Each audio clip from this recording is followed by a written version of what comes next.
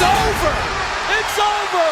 The Blazers come from 23 down in one quarter to defeat the Mavericks and even the best of 7 series at 2 apiece. You've just seen history. Bonsoir à tous, bienvenue dans ce nouvel épisode de The Natural Podcast. Aujourd'hui, dernière partie de mon top 30 NBA actuel. Donc, aujourd'hui, on rentre dans le dur. On rentre vraiment sur les joueurs importants de cette saison et même des dernières années. Des joueurs que de toute façon, je pense que vous allez deviner. C'est l'ordre qui va faire débat. Donc, on va commencer par poser quelques bases. Déjà, ce top 10 ne correspond pas du tout, mais alors pas du tout, à mon top 10 au MVP au jour d'aujourd'hui. C'est plutôt un niveau intrinsèque. Je vous ai dit plusieurs fois déjà le nombre de données que je prenais en compte, les matchs et tout ça, le niveau, comme j'ai dit, l'équipe, le collectif, comment ils arrivent à sublimer les autres joueurs avec qui ils jouent, mais aussi ce qu'ils ont fait lors des dernières playoffs, cette saison, la saison dernière. Enfin bref, le fait d'avoir des blessures ou non, je sais plus si je l'ai dit, toutes ces choses-là. Mais en tout cas, on n'est pas sur un top 10 MVP de la saison. En tout cas, ça correspond pas les deux ensemble. Peut-être que j'en ferai une vidéo à la fin de l'année avant qu'on ait les résultats. Mais bref, voilà pour moi. Et évidemment, là, ce top 10, peut-être qu'avant, il n'y avait pas beaucoup de comparaisons, évidemment, parce qu'on était quand même dans des places 20, 30 avec des joueurs assez différents, peut-être plus différents que là, qui sont quand même des profils, on va dire, des profils de franchise players, ça c'est sûr en tout cas. Ultra dominant, et de ce fait on peut dégager plusieurs profils, on en reparlera peut-être, mais du coup évidemment que dans ce top 10 je vais comparer, j'essayerai d'être objectif, même si j'ai mes préférences, même si j'ai mes avis bien tranchés, tout ça, on va essayer d'être objectif sur tous ces sujets. Voilà, donc allons-y, commençons avec le numéro 10 tout de suite. Alors, en numéro 10, j'ai choisi de mettre Shai Gilgeous-Alexander. Donc Shai Gilgeous-Alexander, un arrière ailier meneur sur les postes extérieurs. Vraiment, je pense sincèrement qu'il peut jouer sur les 3 postes, qui est donc le franchise player attitré des OKC Thunders, qui est actuellement cette saison en 31,5 points, 5 rebonds et 5,4 passes, en 51% au tir, 35% à 3 points et 91% de loin. Donc déjà, avant de commencer, les 35% à 3 points ne représentent pas grand-chose, dans le sens où Shai Gilgeous est sûrement un des meilleurs drivers, un des meilleurs attaquants au cercle, et même à mi-distance, si je dois être honnête, de la ligue. Et du coup, il ne prend quasiment aucun tir à 3 points, c'est-à-dire que peut-être 2 par match, à la manière d'un DeRozan. Et du coup, cette stat n'est pas parlante. Il faut surtout prendre en compte sa propreté au shoot, qui est de 51%. Pour un extérieur, c'est vraiment pas mal. Et 91% au lancer, qui en fait l'un des tout meilleurs de la ligue, tout simplement. Donc voilà, 10e place, Shai Gilgeous-Alexander, qui se retrouve du coup devant Damian Lillard. Et au final, je pense que le vrai débat se fait avec la 11e place. De toute façon, je vais pas vous spoiler la 9e, mais je mets devant, du coup, parce que je trouve bien plus constant, même si Damian Lillard fait une énorme saison, c'est pour ça qu'il se trouve 11e, je le trouve bien plus constant dans ses performances, pas seulement au shoot. D'ailleurs, il ne shoot pas, comme je l'ai dit. Enfin, il shoot beaucoup moins qu'un Damian Lillard, ça c'est sûr. Mais bien plus performant dans ses... En gros, il est tout le temps à plus de 30 points. Il n'a pas de match à côté. Ses mauvais matchs, cette année, sont à 28 points. Et d'ailleurs, quand il fait un mauvais match à 28 points, 26 points et tout ça, peut-être à 45% au tir, parce qu'on parle de ça, quand on parle de Shai, on parle de match à 25 points, à 45% au tir. Son équipe perd.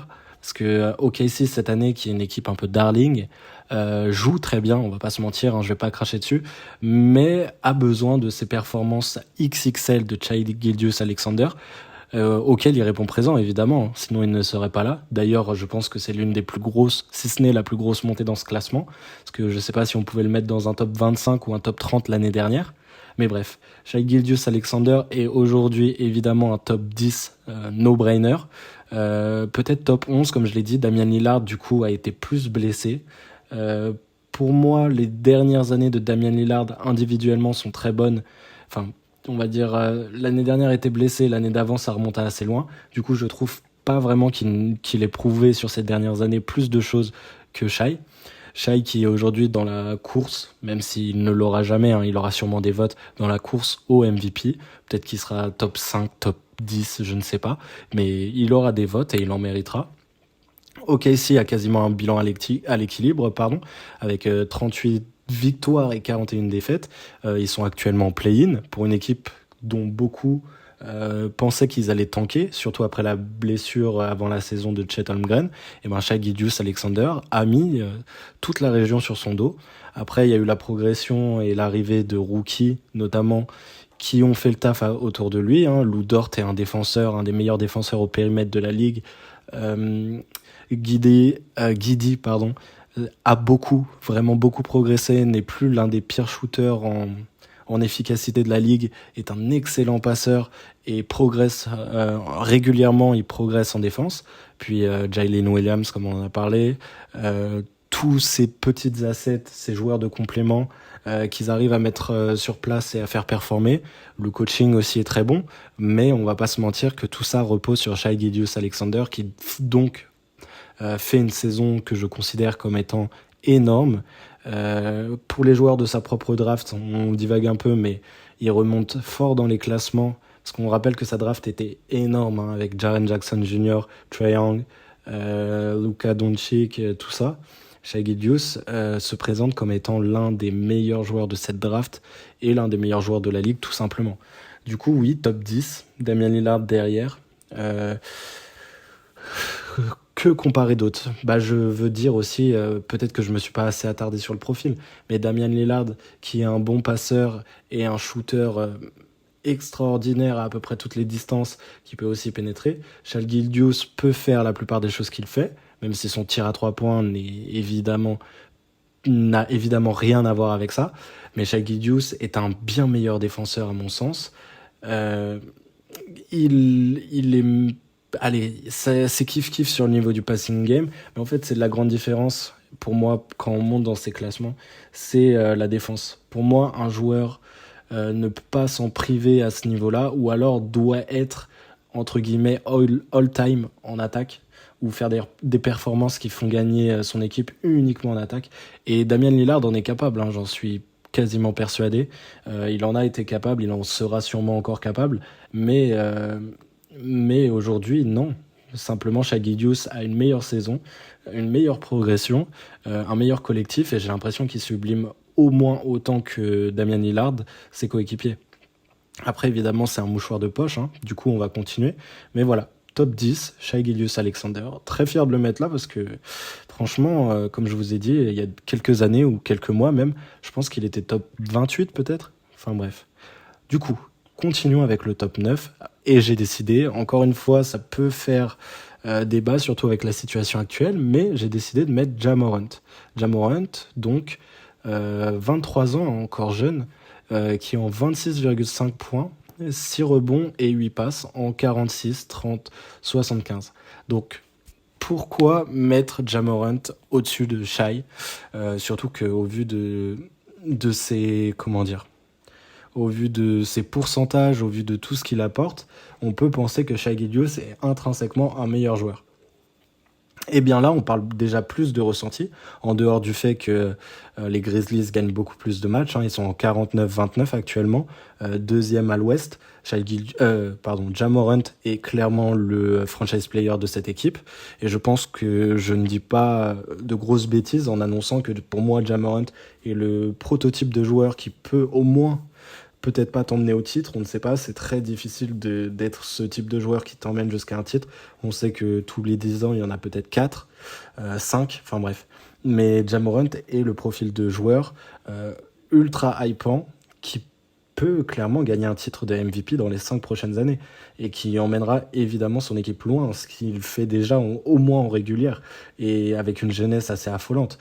Évidemment, là, on parle encore d'un joueur de drive, un joueur avec un bounce, avec des qualités athlétiques assez incroyables, plutôt mauvais défenseur, pas autant que Damian Lillard, mais voilà, qui a un impact sur le jeu et qui a arrivé a amélioré ses performances en playoff l'année dernière. Si je le mets au-dessus, c'est parce que simplement il a plus prouvé depuis quelques années. Ja Morant l'année dernière était déjà le joueur phare d'une équipe playoffable qui pouvait être considéré comme un contender. Cette année, ça l'est encore plus. Je trouve qu'il a progressé, même si ses stats restent équivalentes. Évidemment, au début de sa carrière et même depuis quelques mois, on parlait d'un leader. Je pense que dans le vestiaire, auprès de ses coéquipiers, c'est clairement un leader, c'est clairement un mec qui soutient l'équipe, qui n'est pas toxique, malgré les histoires extra-sportives qui lui court après. Je pense clairement que au moins pour ses coéquipiers, il est ce type de joueur qui aide un collectif.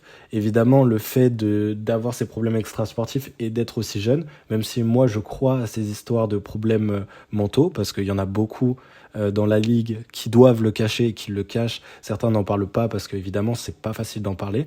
Ja Morant, même si rien n'est excusable évidemment, Ja Morant peut-être que ça ne se voit pas, mais Ja Morant a sûrement ce type de problème.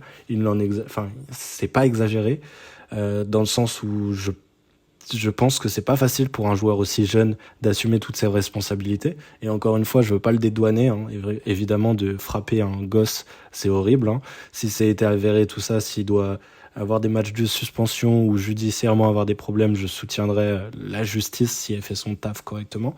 Mais pour l'instant, il s'est rien passé, rien n'a été avéré, pas de preuves et tout ça. Donc on va rester sur ce type de paroles, tout simplement. Parce que Ja Morant, auprès de ses coéquipiers, notamment Desmond Baines, qui avait dit tout simplement que c'était lui le réel MIP l'année dernière, a l'air d'apporter une bonne vibe, apporter une âme à ces Grizzlies, même si certains, dont moi parfois d'ailleurs, les trouvent détestables. Ja Morant est clairement un leader d'une équipe aussi jeune d'ailleurs, ce qui est, je dirais pas étonnant, mais ce qui est quand même assez impressionnant. Aussi jeune, d'une équipe qui s'annonce être un gros nom pour au moins les 7 prochaines années si tout se passe correctement. Évidemment, on parle d'un joueur du coup physiquement avec des qualités athlétiques assez impressionnantes, un jeu de passe aussi très impressionnant. Évidemment, il se sert de ses qualités pour son passing play, mais s'il en avait pas, je suis persuadé que ça serait toujours un très bon passeur. C'est un joueur qui est aussi impactant près du cercle ou à l'arceau carrément que des monstres physiques comme Giannis et tout ça. Je sais pas où en sont les stats cette année, mais je sais que l'année dernière, il avait la même qualité au cercle que certains gros comme Giannis ou d'autres dont j'ai cité. Peut-être en dessous, mais dans les mêmes standards. Ce qui est assez impressionnant quand on parle d'un meneur d'1m90 quand même. Mais du coup, voilà. Pour moi, ce joueur est encore brut. Là où Shai Gilgeous, qui est un peu plus vieux, je crois, il a 1 ou 2 ans de plus, arrive peut-être à maturité. Ce qui m'impressionne, avec Ja Morant, c'est que j'ai l'impression que oui, il n'a pas fini de glow up, il n'a pas fini de grandir. On n'est pas sur le Ja Morant prime, mais alors pas du tout. Je pense que dans 3 ans, ce mec-là sera d'un tout autre niveau. Et c'est ça qui fait peur. Peut-être pas défensivement, évidemment, mais il est bien entouré. Ce collectif marche, fonctionne.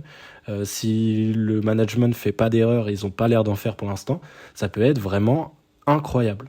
Enfin bref, Ja Morant 9e. On a beaucoup digressé et je pense que en fait, c'est sa place. J'y vois pas de hot take ou de gros clash, hein. Ja Morant devant Shai, ça me paraît logique. Et Shai devant Damian Lillard, ça me paraît aussi logique, hein. Plus je le lis et plus je suis d'accord avec moi-même. Enfin bref. Là, on va parler d'un tout autre calibre de joueur dans le sens où là, ça va faire débat. J'ai mis en 8e position Monsieur le King LeBron James. Alors oui, voilà, LeBron James en 8e. Alors, il a des stats de 29 points, 8,5 rebonds et 7 passes en 50, 30, 77. Et les Lakers sont actuellement 7e à l'ouest. Une belle remontée, dont il ne fait presque pas partie parce qu'il était blessé, mais bref, en 40-38. Donc LeBron James, 38 ans, sûrement l'un des meilleurs joueurs de tous les temps, un top 2 avéré, en tout cas ça c'est sûr. LeBron James est tout simplement stratosphérique pour cet âge-là. Alors pourquoi je le mets 8e ? Déjà parce qu'il n'a pas les qualités athlétiques, notamment défensives qu'il avait dans sa jeunesse, ou en tout cas les efforts défensifs ne suivent plus. On parle d'un joueur, même si c'est pas un peintre, hein, évidemment, il fait les efforts quand les matchs sont serrés et tout ça. On parle d'un joueur qui arrive à se décourager aussi au vu de son équipe, surtout en début d'année et l'année dernière. On parle d'un joueur qui a un talent offensif immense, qui ne vieillit pas, offensivement parlant, avec une qualité de passe, une intelligence de jeu, une clutchitude aussi, et un scoring toujours aussi impressionnant. Il arrive à adapter son jeu à son physique d'une manière assez exceptionnelle. Mais défensivement, comme je l'ai dit, il ne fait plus les efforts. Des fois, on le voit marcher quand il y a des contre-attaques, des choses comme ça. Ce qui est compréhensible au vu de son âge et de l'équipe qu'il avait autour. Mais lorsqu'on parle de lui comme un joueur qui peut encore emmener une équipe au titre, je suis peut-être d'accord sur le fait qu'il puisse le faire parce que de toute façon, il est top 8. Et pour moi, les joueurs au-dessus le peuvent ou potentiellement le peuvent. Évidemment, quand on parle des 8 meilleurs joueurs de la ligue, on pense qu'ils peuvent amener au titre et c'est pas fou de le croire. LeBron James évidemment pourrait, mais du fait qu'il vieillit, du fait que les blessures l'handicapent aussi, même si ça reste des petites blessures et qu'il loupe pas les 5-8 matchs, c'est quand même assez problématique. Évidemment, on remet tout dans le contexte de son âge, mais là, l'âge n'a pas d'incidence, hein. On parle de joueurs de 21 ans comme de 38 ans, du coup, de la même manière. Et LeBron James n'a plus ce coffre pour jouer 82 matchs plus aller en finale NBA, je pense, à mon avis. En tout cas, il ne joue cette année, je sais pas combien il va en jouer, peut-être 56, 58, 60 matchs. Enfin bref, les playoffs sont longues.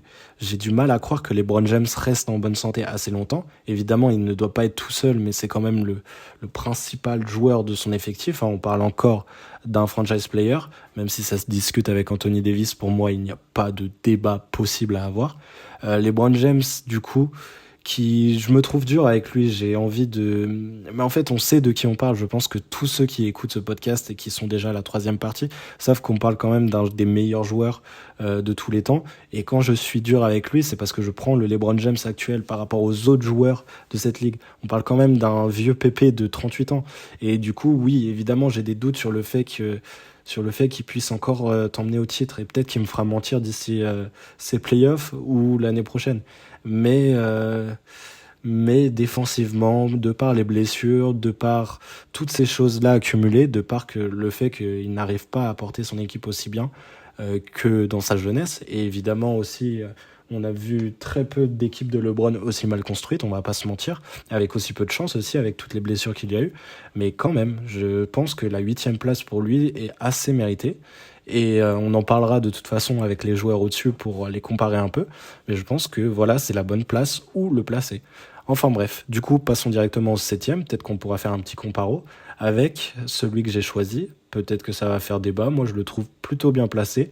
C'est Jason Tatum. Alors, Jason Tatum, franchise player et ancien finaliste avec les Celtics, qui est actuellement en 30,3 points, 9 rebonds et 4,6 passes en 47, 35 et 47, 35 et 86% au lancer du coup.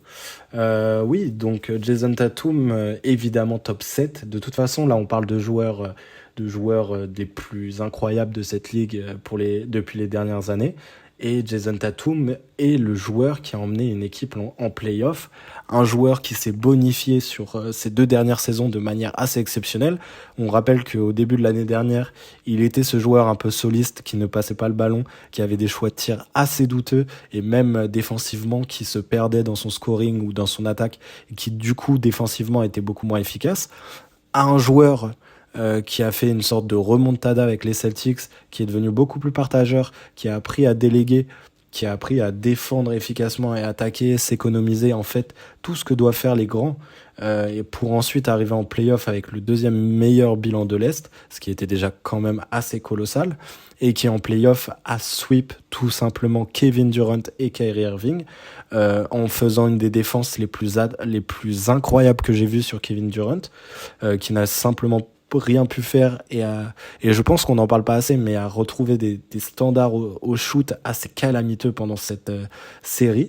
En tout cas, ils sont passés pour ensuite vaincre Giannis, effectivement privé de Middleton, mais un Giannis et une équipe des Bucks qui se connaissent tout simplement par cœur, avec lui toujours en clair leader et en meilleur joueur, mais de très loin. De toute façon, je pense qu'avec Jimmy Butler et un joueur dont on parlera plus haut, ce sont tout simplement les 3 meilleurs joueurs de ces playoffs, tout simplement. Et peut-être Giannis, mais évidemment, il n'a pas joué assez longtemps, pour ensuite battre Jimmy Butler en finale, et finalement s'écrouler en finale. D'après beaucoup, il était blessé au poignet ou à la main, je sais plus, contre Golden State. Mais bref, une performance incroyable pour un joueur qui a actuellement, je crois, 24 ans. Du coup, peut-être 23, 24... Ouais, 24 ans à l'époque. Peut-être 25 maintenant. Mais bref, un joueur qui est encore très jeune. Un joueur très jeune qui est devenu un passeur presque élite, je dirais, parce qu'on se souvient qu'en finale, quand il n'arrivait pas avec son shoot, c'était lui le meilleur passeur de l'équipe. Il a sorti des perfs à 11 passes par match et tout ça. Un défenseur extraordinaire, comme je l'ai dit, contre KD, qui a vraiment progressé. Tout simplement un leader qui a pris en maturité à une vitesse incroyable et qui, cette année, a un clair niveau de MVP. Si la course n'était pas aussi tendue, si le niveau n'était pas aussi relevé, je pense que certaines années, il aurait pu être MVP de la Ligue. Il est en plus de 30 points. Évidemment, ses pourcentages de tirs ne sont pas les mêmes que des mecs plus hauts ou plus bas. 47 et 35% au tir à 3 points, pardon. C'est quand même pas mal, hein, on va pas se mentir. Surtout quand on lui rajoute tout ce qu'il fait à côté. Il est à 9 rebonds par match quand même. 8,9 je crois, mais bref, 9 rebonds. C'est le clair leader d'une équipe finaliste. Il n'y a pas l'air d'avoir d'embrouille avec ses coéquipiers, ça se passe très bien avec Jaylen Brown notamment. Franchement, c'est un joueur qui a appris à faire de plus en plus de choses sur un terrain, qui a appris à choisir ses tirs, qui de toute façon peut tout faire, qui a les qualités athlétiques pour aller dunker sur la tête de n'importe qui. Il l'a fait sur LeBron, il l'a fait sur Embiid, il le fera sûrement, sur beaucoup d'autres gens. Enfin bref, il peut shooter à n'importe quel niveau. Franchement, c'est un joueur ultra complet, hein. C'est vraiment le visage parfait d'une franchise, un joueur encore jeune qui peut progresser. C'est sûr que ça sera pas sa meilleure saison en carrière, il va en faire d'autres et il rentre à peine dans son prime, je pense, un prime d'un mec qui a déjà été finaliste à 24 ans et qui est dans la conversation MVP, c'est quand même pas mal. Mais du coup, oui, 7ème. Après avoir dit tout ça, je pense que vous comprenez pourquoi je le mets devant LeBron. Rien que pour sa défense, le fait qu'il a été en finale l'année dernière, pour moi, c'est assez logique de le mettre. Mais voilà. Jason Tatum est aujourd'hui 7ème de mon classement. Et du coup, on peut passer directement au 6ème, hein. Comme ça, on voit, et là, vous m'insultez vu le nom que j'ai mis. Mais pour moi, voilà, ça ne fait pas débat avec les mecs au-dessus de lui. Alors, on parle de Joel Embiid. Joel Embiid en 33 points, 10 rebonds, 4,2 passes, en 54% au tir, 33% à 3 points et 86% au lancer. Alors, pour Joel Embiid aussi, je suis impressionné. On va parler de positif, hein, évidemment, je ne veux pas le tracher parce qu'il est 6ème.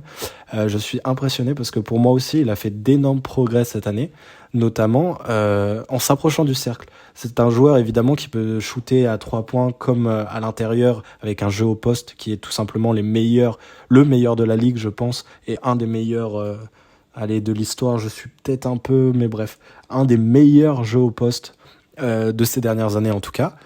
Et qui a réussi à s'adapter, qui n'a moins peur et qui a plus envie de jouer au contact, de jouer en pick and roll. Évidemment, il est un des meilleurs joueurs sur pick and roll avec James Harden, mais quand même, et qui shoot moins à 3 points, même s'il est très bon là-dedans. Il a déjà mis des game winners et il a toujours assuré à 3 points.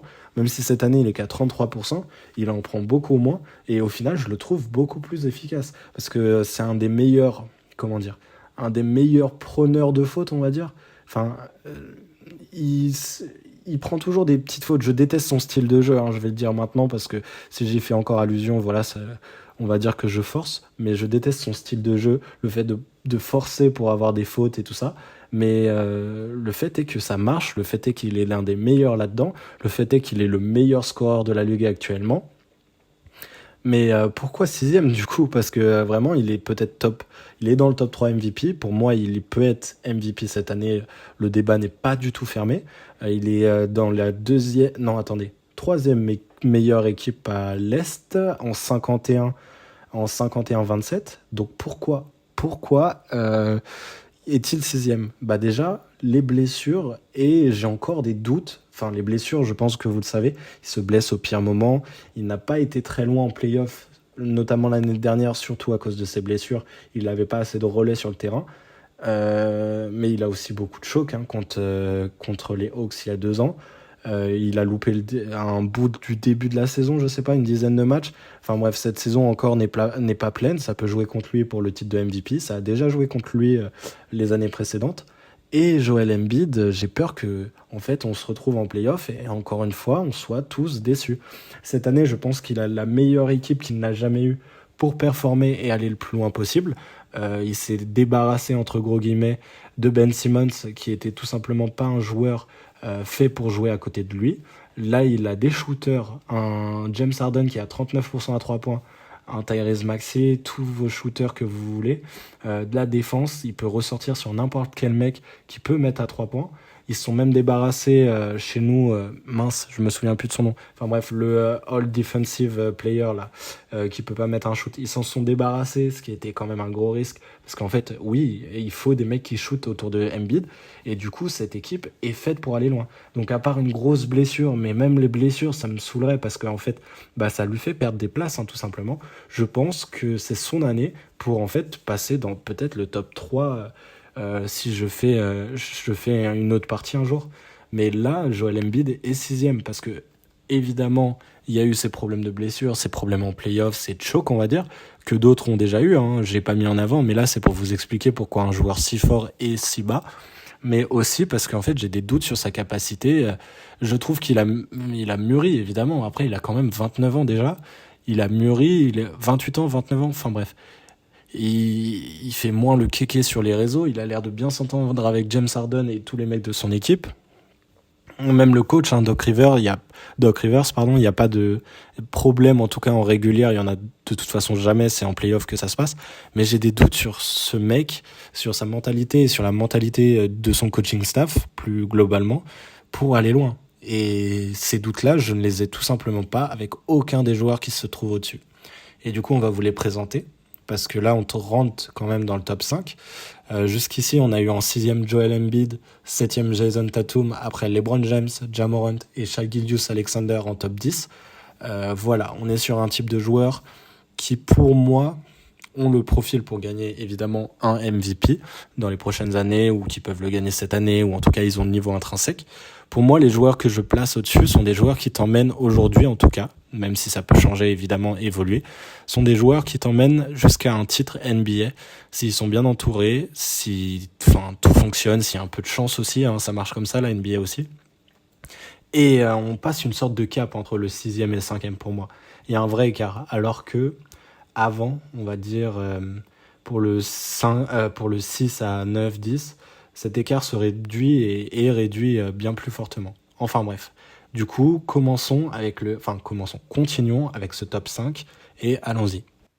Du coup, pour la 5e place, j'ai décidé de vous parler d'un joueur. Bon, là, on va arrêter avec les débats parce qu'ils font tous débat et le placer en 5e serait peut-être un bullshit total, mais moi je me comprends, franchement, sur ce qu'il présente ces dernières saisons et tout ça, je me comprends, on va dire que c'est le principal, et j'ai décidé de vous parler de Stephen Curry. Alors, Stephen Curry en 5e, est-ce que c'est parce que je suis fou, ou alors est-ce que c'est parce que les talents sont tellement condensés à ce niveau-là qu'un joueur all-time, top 10 ou top 12 all-time est 5e seulement?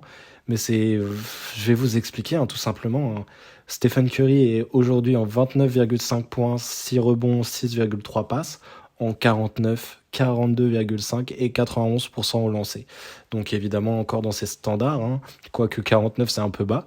Mais voilà, c'est que Stephen Curry, qui est un joueur qui t'emmène jusqu'au titre, qui l'a fait il y a 6 mois, qui a eu un parcours de play-off que je considère aussi un peu plus simple que peut-être Jason Tatum, même si évidemment c'est un joueur supérieur à mon sens, qui progresse encore, qui est un des joueurs avec les handles peut-être le plus sous-coté, parce que pour moi il a le meilleur handle de la ligue derrière Kyrie Irving, et peut-être Kevin Durant, enfin bref.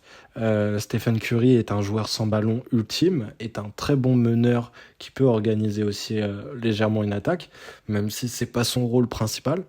C'est aussi évidemment un scoreur de fou. qui peut pénétrer, qui peut tirer à mi-distance. Voilà, je le dis avec des gros guillemets, hein, parce que je sais qu'il peut le faire, mais ne le fait pas. Et est le meilleur shooter de tous les temps à 3 points, tout simplement. Il a 91% au lancer, c'est tellement propre. Il a un shoot tellement pur. C'est un des mecs qui a aussi, alors qu'il a 35 ans, le meilleur cardio de la ligue. Il peut jouer 48 minutes sans transpirer. Il navigue dans les défenses, il navigue tout simplement. Des petits jeunes de 22 ans ont du mal à le suivre, tout simplement. C'est un joueur qui a plus rien à prouver, qui a eu 4 titres. Enfin bref. Tout simplement Stephen Curry, quoi. C'est un mec qui a en plus le bon mindset pour réussir. Peut-être, à mon sens, qu'il manque un peu de cette voix dans le vestiaire, contrairement à d'autres mecs autour de lui, que ça soit en dessous ou au-dessus. Il manque de cette voix, mais qui est parfaitement relayée par Draymond Green, qui a su, que le moment donné, se mettre de côté, qui sait mettre son ego de côté quand il fallait passer 6e homme parce qu'il revenait de blessure, quand Kevin Durant est venu à Golden State. C'est un mec vraiment ultime dans tous ces aspects-là du jeu. Mais pour moi, déjà, intrinsèquement, il y a meilleur, dans le sens où, comme beaucoup de gens de son âge, il se blesse beaucoup actuellement. C'est un joueur qui est évidemment très et énormément facilité par son collectif. Moins cette année, et de toute façon ça se voit, hein, parce qu'en fait lui-même, même s'il est très bon, il est moins performant dans le sens où il fait moins gagner ses coéquipiers, et ses coéquipiers le font moins gagner aussi. Il a toujours été dans un système qui le berçait, qui lui permet de jouer son jeu, et qui a fluidifié ou maximisé ses performances. Ça n'en reste pas moins pour moi le meilleur meneur de la ligue et un top 2 peut-être meneur all-time. Enfin bref, Stephen Curry est évidemment ce type de joueur-là, mais aujourd'hui il est beaucoup blessé. On voit aussi les limites d'une équipe qui vieillit autour de lui. Il est encore dans ce coche, évidemment, de gagner un titre ou de en gagner même plusieurs, on ne sait jamais avec lui, sur les prochaines années. N'oublions pas qu'il a ce cardio qui lui permet de tenir. Ses blessures ne sont jamais vraiment graves. C'est souvent de la malchance. L'année prochaine, c'est tout à fait possible qu'il gagne encore un titre de MVP ou de MVP des finales. Que sais-je. Mais pour moi, intrinsèquement, si on parle d'intrinsèque pur et de performance sur un terrain pendant 48 minutes, et au jour d'aujourd'hui, et avec tout ce qu'on a vu, même si évidemment ça lui fait gagner beaucoup de points et c'est contestable ce que je dis, il y a 4 mecs qui peuvent tout simplement faire mieux et qui font peut-être mieux actuellement, hein, parce que Stephen Curry aussi, on n'en parle pas parce qu'on va dire il y a l'effet Warriors, le fait qu'il soit blessé et qu'il sort des performances correctes, hein, mais depuis qu'il est revenu, c'est pas non plus transcendant. Cette saison n'est pas transcendante, hein, il y a une sorte de... On dirait qu'ils sont tous bourrés, hein, tout simplement, de leur victoire en finale. On parle peut-être de la fin d'une ère à Golden State, évidemment pas avec Stephen Curry, mais avec ses partenaires. Voilà, ce joueur-là est toujours un joueur qu'il faut entourer pour aller gagner un titre le plus vite possible, si c'est possible. Mais Steph a aujourd'hui, vraiment aujourd'hui, hein, 4 joueurs au-dessus de lui, et je parle d'aujourd'hui. Peut-être qu'après après les playoffs ou l'année prochaine, il gagnera 3 places, ou peut-être qu'il en perdra une, je sais pas. Mais pour moi, Stephen Curry est 5e aujourd'hui. Donc, passons au 4e pour vous montrer, peut-être que vous allez exploser, mais bref. Le 4e pour moi est Luka Doncic. Luka Doncic, donc, que je place au-dessus de Stephen Curry. Cette saison, il est en 33 points, 8,7 rebonds et 8 passes en 50, 34,7 à 3 points et 74% au lancer franc. Du coup, Luka Doncic, c'est fou de le mettre là après on va dire, le mois passé. Mais comment vous dire que je n'ai jamais vu une franchise aussi nulle que Dallas, peut-être Portland, hein, big up à nous, pour entourer un joueur aussi fort. Enfin, je sais pas, Luka Doncic a besoin de shooters, défenseurs, tout ce que vous voulez, d'un grand intérieur qui prend de l'espace. C'est tout le contraire qu'on a. Enfin, des shooters, on en a, hein, pour le coup. Hein. Tout ce que peut faire Luka Doncic, au final, les autres peuvent le faire aussi parce qu'ils prennent les mêmes profils. Enfin bref, non, pas les mêmes profils, évidemment, ça n'existe pas, ou plus, hein, un profil à la Luka. Mais voilà. Bon, nous attardons pas sur ça. Là, ils sont en 37-42, même pas au play-in, ils sont 11e. Et là, il faut qu'on parle, pour redorer un peu le blason et m'expliquer de pourquoi je le mets devant Steph. Tout simplement parce que Luka Doncic rentre, ou est depuis le premier jour en NBA, enfin, premier jour peut-être pas, mais depuis son année sophomore dans son prime, alors qu'actuellement il doit avoir 23 ans, je sais pas. C'est tout simplement l'un des meilleurs joueurs de la ligue. Ses performances en playoff avec une équipe évidemment moindre que par exemple Golden State, hein, continuons les comparaisons, l'a emmené quand même très très loin et presque uniquement sur son dos avec l'aide de Jalen Brunson, disons. Et Luka Doncic est tout simplement le meilleur joueur, je pense, depuis Steph Curry et LeBron James. Hein. Il peut avoir ce type de carrière de top 10 NBA. C'est un joueur avec une intelligence qui est, pour dire très franchement, très rarement vue. Il y en a un ou deux tous les 10 ans, qui a des capacités physiques d'une personne lambda voilà, il a pour lui que sa taille de 2 mètres, mais sinon c'est le type de joueur qui peut absolument tout faire offensivement, qui est un passeur magique, enfin genre excusez-moi du terme, mais c'est un des meilleurs passeurs de la ligue, un rebondeur qui évidemment sa taille l'aide beaucoup, mais c'est pour lui, hein, un rebondeur vraiment très performant, un scoreur incroyable, clutch au possible, qui peut shooter dans n'importe quelle position, à n'importe quel endroit, qui en plus de ça n'est pas particulièrement rapide. T'as l'impression, il a du coffre, il est assez large de corps et tout ça, il peut bouger des adversaires même à l'intérieur, mais néanmoins, genre, il dépasse aucun adversaire. C'est juste par son physique du coup, et par le fait qu'il soit plus intelligent que n'importe quel joueur en NBA, ou en tout cas que 99,99999% des joueurs NBA, qui fait que tout simplement, il score, et il score d'une manière, enfin, il est très impressionnant. Et pourtant, je suis pas fan de lui. Et vraiment, cette saison, je trouve le jeu de son équipe exécrable, et lui encore plus, dans le sens où, évidemment, ils perdent, donc il s'énerve et tout ça, mais il parle trop aux arbitres, il parle, il jacte tout le temps. Euh, Autour de lui, on aurait dit les pires années des Rockets de Harden. C'est du hero ball de fou et tout ça. En plus, là, ça marche plus parce qu'il y a moins de défense autour de lui.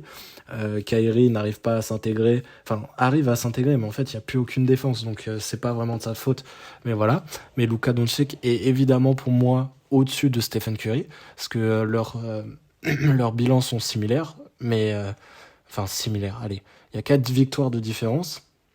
Et pourtant, Steph, son équipe a gagné sans lui. Luka Doncic, s'il part, je pense qu'il gagne 13 victoires cette année. C'est vraiment genre pour ça.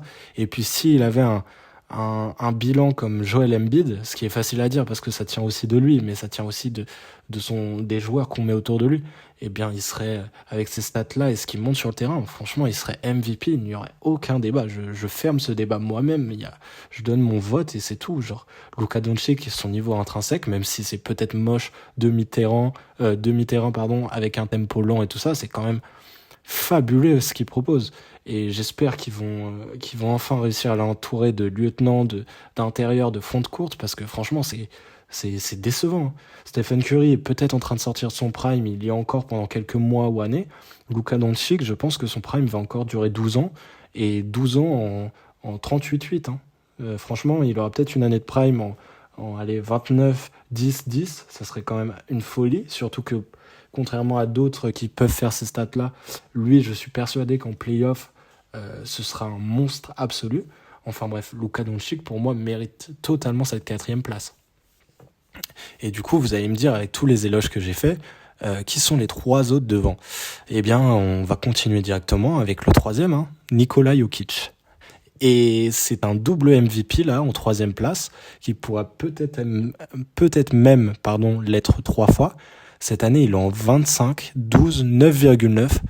Je mets 9,9 pour pas me faire, voilà, parce que actuellement il y est, mais il est en 25, 12, 10, quoi. Excusez-moi. En 63,4, 39% au shoot, 39% au shoot à 3 points, et 82% au lancer. Là, on parle d'un mec en triple-double de moyenne à 64% au tir et 39% à 3 points. Il est dans un groupe qui l'invente tout simplement. Voilà, c'est tout simple. Là, on parle encore pas d'un joueur athlétique. Quand je disais que c'était Luka Doncic qui était peut-être le joueur le plus intelligent avec le plus d'IQ de la ligue, L'un des autres joueurs, à part LeBron James, auquel je pensais, c'était Nikola Jokic. Nikola Jokic est un joueur tout simplement incroyable, qui fait sans forcer des stats en triple-double, qui peut absolument tout faire sur un terrain, aussi en attaque, même s'il s'est amélioré en défense. Cette année, il y a des hauts débats. Franchement, des fois, en défense, moi, je continue à dire que c'est pas du tout le meilleur. Enfin, il est pas dans la tranche haute des fonds de courte défensifs de la ligue, mais bref. En tout cas, Nikola Jokic est premier à l'Ouest en 52-26 avec les Nuggets. Il est le clair leader, il est entouré de aucun All-Star, même si certains penseraient que Jamal Murray, certaines fois, a le niveau.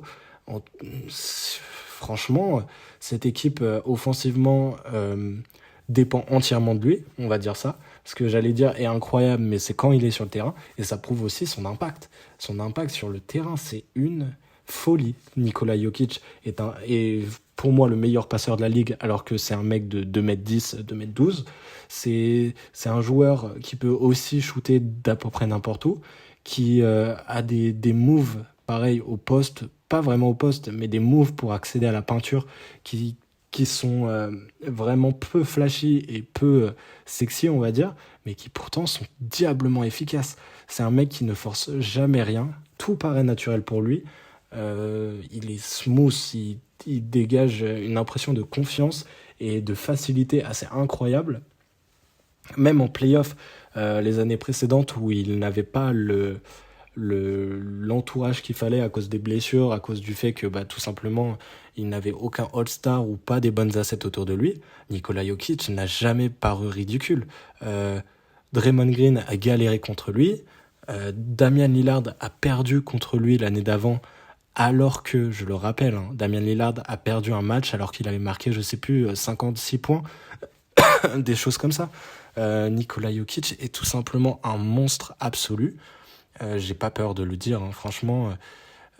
Donc je résume: intelligence, des stats tout simplement jamais vues, que ce soit au pourcentage ou même les stats brutes, le meilleur bilan de l'Ouest, euh, un jeu qu'on ne reverra tout simplement jamais, je pense, tout simplement dans 30 ans, avec un joueur qui sera peut-être moins fort que lui. Nikola Jokic mériterait peut-être même d'être 3 fois MVP. À voir, le débat est serré. Et la course est serrée. Et du coup, oui, troisième place, c'est pour vous montrer à quel point ce classement est dur à faire, parce qu'on parle quand même d'un mec double MVP actuellement, avec des stats all-time pour moi, beaucoup plus et beaucoup plus impactantes qu'un Westbrook Prime, que j'adore, hein. Vraiment, Westbrook est un de mes joueurs préférés, mais c'est tellement incroyable ce qu'on a sous les yeux là, aujourd'hui. C'est pas sexy, hein, mais c'est tellement efficace. Vous endormez, vous vous réveillez, il est en 25, 14, 8. Vous avez l'impression qu'il a marqué 12 points. Genre, personne n'est étonné. Enfin, c'est tellement peu sexy et c'est tellement naturel pour lui que même nous ne sommes plus étonnés.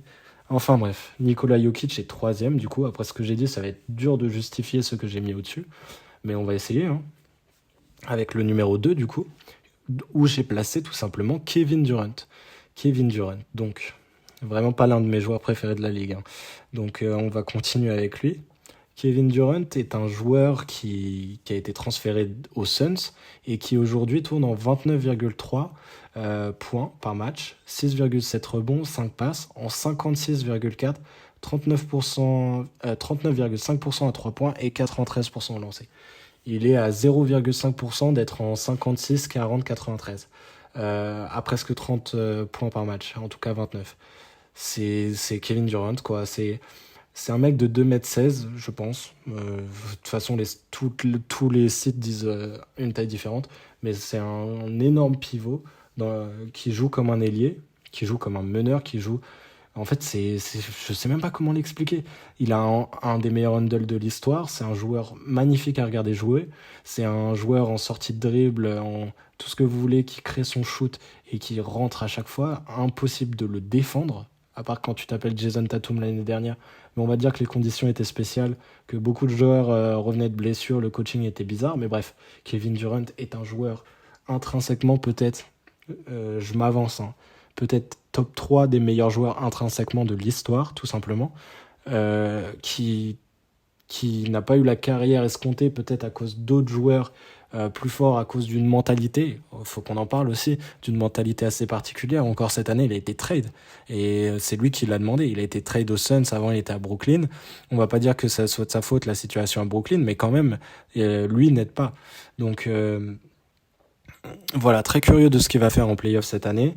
Il y a 2 ans, ça s'est joué à une pointure de pied qui devienne champion NBA, je le pense, avec une équipe totalement décimée autour de lui, hein, évidemment, sinon c'est pas marrant. Kevin Durant n'a jamais eu de chance, a eu le succès qu'il méritait, mais comment dire, il y a toujours ce petit côté outsider avec Kevin Durant. On imagine ou pas s'il peut aller jusqu'à un titre. Moi, j'en suis persuadé. Kevin Durant est un joueur all-time qui a fait des choix de carrière et qui a eu une carrière assez particulière, mais qui reste quand même l'un des meilleurs joueurs de la ligue. Cette année, c'est un grand tournant avec les Suns, à voir ce qu'il propose en playoff. En tout cas, je sais qu'il va faire peur à absolument tout le monde. C'est incroyable. Vraiment, je sais pas quoi rajouter en fait.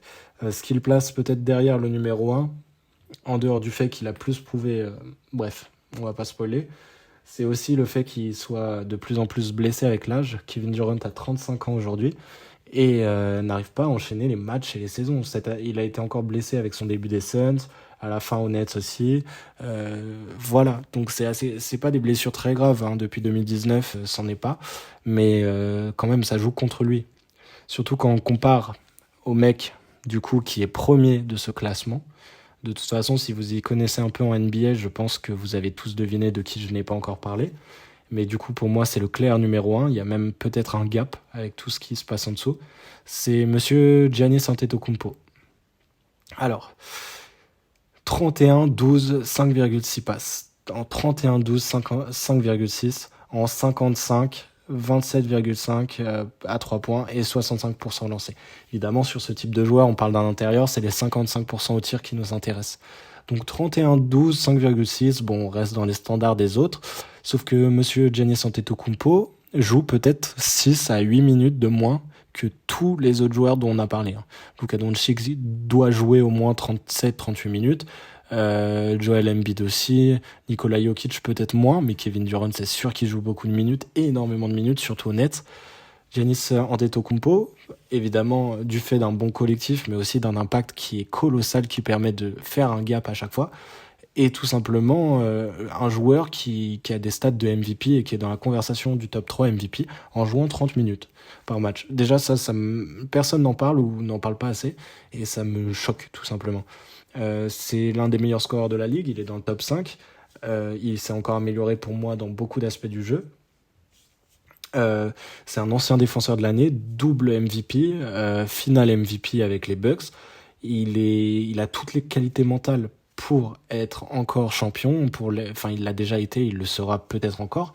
Il a décidé de ne pas sombrer et aller vers un gros marché. Il est resté,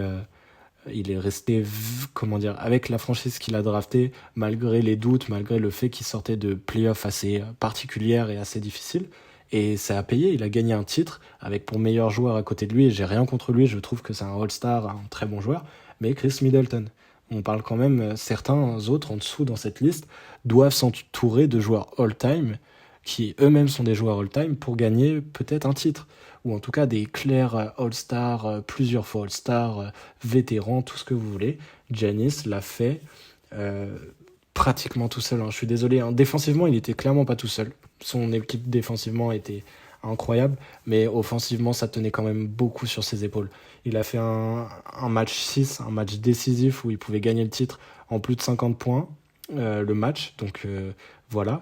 Mentalement il arrive c'est un bon gars, ça a l'air de l'être en tout cas, même si des fois il y a des gens qui critiquent le fait qu'il soit violent et tout ça. Les Bucks le sont, c'est leur style de jeu. À un moment donné tu fais 2m12, t'es tracé comme un dieu grec, je sais pas quoi, et évidemment que c'est dur de résister à ça. Je veux dire, pour un défenseur de résister à un tel physique, mais du coup voilà, c'est un mec qui, tu peux pas l'arrêter offensivement pour aller au cercle, c'est simple, qui commence à se découvrir un petit mi-distance et peut shooter des fois à 3 points sur des toutes petites portions, on va dire. Mais Giannis Antetokounmpo, je trouve qu'en fait, son style de jeu offensif, beaucoup le résument à un tout droit, c'est faux. Il a Il a des moves assez impressionnants pour se rendre au cercle. Et en fait, il y a personne qui arrive à ne serait-ce que lui arriver à la cheville dans ces moves-là. Peut-être Joel Embiid, mais c'est tellement un autre corps pour moi. Enfin bref, je pense que Giannis Antetokounmpo est un joueur différent. Je pense que c'est le meilleur joueur ça sera le meilleur joueur tout simplement, une sorte de LeBron ou de Magic des années 2020. C'est tout simplement impressionnant ce qu'il est en train de proposer. Il est évidemment favori au titre cette année. Il y a un gap, comme je l'ai dit, avec les joueurs avant, hein, parce que peut-être que certains ont plus de moves à leur arsenal, plus de trucs et tout ça, mais en fait, dans les moves et dans les aspects où il est élite, il n'y a personne qui lui arrive à la cheville. Donc évidemment, même si je trouve que Giannis est un bon passeur, même si je trouve des qualités que d'autres ne citeront pas, quand ce que tu sais faire est tout simplement all-time, ça aide beaucoup, même si tu sais faire moins de choses. Je dis des trucs basiques, mais voilà, il fallait quand même préciser. Parce que j'avais pas encore parlé d'un autre aspect de son jeu, c'est sa défense. Du coup, il a déjà été depoy, je l'ai dit. Il est entouré d'une équipe qui est très forte défensivement, avec d'autres potentiels depoy de ses coéquipiers, mais n'empêche qu'en second, qu'est-ce que je voulais dire, en second rideau, voilà, en second rideau, il n'y a pas meilleur dans la ligue. Pour le contre, dans le clutch, défensivement dans le clutch, on l'a vu en play-off contre les Suns, on le voit chaque année, c'est un joueur qui... Un mauvais match de Giannis, c'est pareil, hein, c'est comme Shai, sauf que lui, il le fait à des niveaux bien plus différents, on va dire. Il le fait en finale de conf, ces mauvais matchs. Enfin, il en a fait un, il en a fait plusieurs sûrement, mais voilà. C'est-à-dire que quand t'as la pression et que ton plus mauvais match c'est en 26, 27 points, 9 rebonds, voilà. Et puis en plus de ça, il est partageur, c'est un bon leader. Je suis désolé, mais qu'est-ce qu'on peut lui reprocher? Qu'est-ce qu'on peut lui reprocher? Oui, c'est que en fait, c'est un mec qui s'écarte pas, mais pourquoi tu t'écarterais? T'es le meilleur. T'es un des meilleurs de l'histoire. Les gens te comparent à Shaq quand t'es dans la peinture. Shaquille O'Neal. Donc oui, non, on ne va pas tirer à 3 points, je t'en supplie. On reproche à d'autres comme Joel Embiid de trop s'écarter. Donc non, Yanis, on s'en fiche que tu ne tires pas à 3 points. Et du coup, non, je ne vois pas de défaut apparent à ce type. À part peut-être... c'est vrai qu'il y a une certaine violence dans le jeu des Bucks, mais voilà, il faut arrêter d'être... c'est pas du foot ici, hein, on va pas se mentir, on fait du basket. Évidemment que voilà, il faut cette force de caractère, il faut cette force physique. Yanis est un des joueurs les plus dominants de l'histoire. Pour moi, alors qu'il rentre peut-être depuis un an à peine dans son prime, en tout cas physique et mental, il a déjà un titre, un DPOY, un MIP, deux titres de MVP, MVP des finales. Il a absolument tout gagné alors qu'il est peut-être qu'à la moitié de sa carrière. C'est totalement impressionnant, tout simplement. À terme, c'est peut-être un top 8, top 5, enfin je sais pas, top 12 au pire, même pas. Genre, pour moi, des top 12 all-time, c'est des joueurs comme on a cité avant, comme Kevin Durant, peut-être, top 15.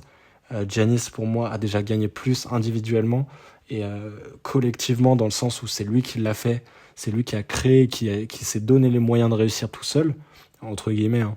Que un Kevin Durant par exemple, et peut-être qu'on le met pas au-dessus parce que sa carrière n'est pas du tout terminée, mais on va pas se mentir, voilà, on parle d'un mec qui est parmi les plus grands joueurs. S'il gagne encore 2 titres, on en parlera comme on parle de Duncan, comme on parle de Shaquille O'Neal, comme on parle de Wilt Chamberlain, voilà de qui on parle. Donc oui, Yanis aujourd'hui est top 1 et si à part Apocalypse, je vois pas comment quelqu'un pourrait le déloger, hein. Non, je regarde en dessous, hein, Kevin Durant ne le délogera pas, en tout cas, même s'il gagne un titre cette année, pour moi, il ne le déloge pas, tout simplement. Luka Doncic pourrait, mais ça serait tellement compliqué. La domination de Giannis est tellement impressionnante. Luka pourrait, voilà. Luka pourrait. Et là, même si on parle de jeunes joueurs, Zion, dans un monde où il ne se blesse plus jamais de sa vie, Zion peut-être. Et j'ai tout défilé, hein. Là, j'ai les 30 joueurs sous les yeux. Voilà. Donc, Luka et Zion. C'est un peu... Voilà. C'est pour vous dire l'impact de ce type. Déjà, l'impact... Voilà. C'est tout à fait incroyable. Oui, en parlant d'impact aussi, c'est un joueur européen. D'ailleurs, il y en a 3 dans le top 5 actuel. C'est un joueur grec. C'est pour juste donner un peu d'eau, de grain à moudre à mon moulin pour vous dire que Giannis Antetokounmpo est tout simplement le meilleur joueur de la ligue et le meilleur joueur pour ces prochaines 10 années. En tout cas 5 ans, enfin bref, vous m'avez compris, je pense. J'ai fait le tour. Je pense que de toute façon, Giannis en top 1, vous êtes plutôt d'accord avec moi. C'est plutôt en dessous que ça se passe. Du coup, je vous résume le top 10 pour faire encore un peu de débat. Giannis Antetokounmpo en top 1. Kevin Durant en 2. Nikola Jokic en dessous en 3. Luka Doncic en 4. Steph Curry en 5. Joel Embiid en 6. Jason Tatum en 7.